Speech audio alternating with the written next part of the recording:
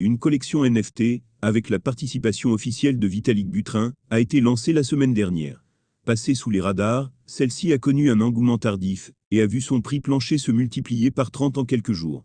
Elle vise à soutenir un concept important dans notre écosystème, le bien public. Cette collection de NFT, baptisée The Quadratic Funding Collection, ou Gitcoin Present, a été lancée le 1er mars 2023. Elle s'inscrit dans le cadre de l'inauguration d'une nouvelle plateforme baptisée Metalabel.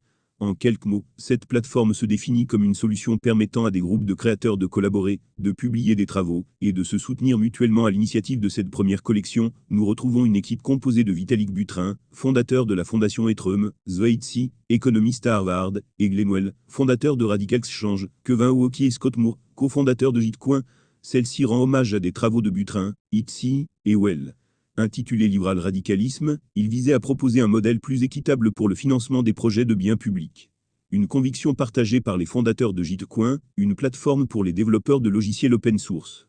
Leur article, paru en 2018, proposait une nouvelle base mathématique pour orienter les ressources vers des projets de manière à ce qu'ils profitent au plus grand nombre, une approche aujourd'hui connue sous le nom de financement quadratique, ou quadratic funding. Malgré qu'aucune communication officielle n'ait été faite par Vitalik Buterin, la série de NFT a connu un franc succès. Au total, 9209 pièces se sont vendues, permettant de récolter 390 ETH, soit environ 780 000 $ au moment des faits, pour le bien public. Il aura fallu attendre quelques jours pour que l'existence de cette collection s'ébruite auprès du grand public.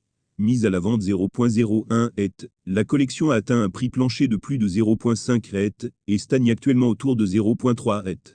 Avec 9475 ETH de volume, soit près de 13 millions de $, Gitcoin Present a pris d'assaut OpenSea.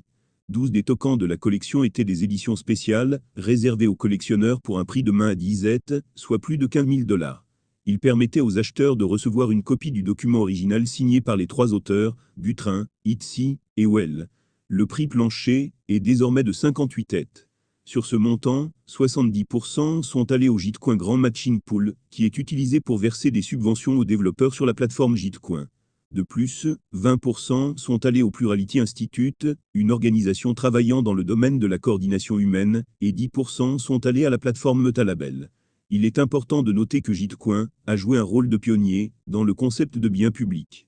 En effet, dans le secteur des crypto-monnaies, cela désigne un produit ou un service qui apporte de la valeur au monde, mais qui n'est véritablement la propriété de personne.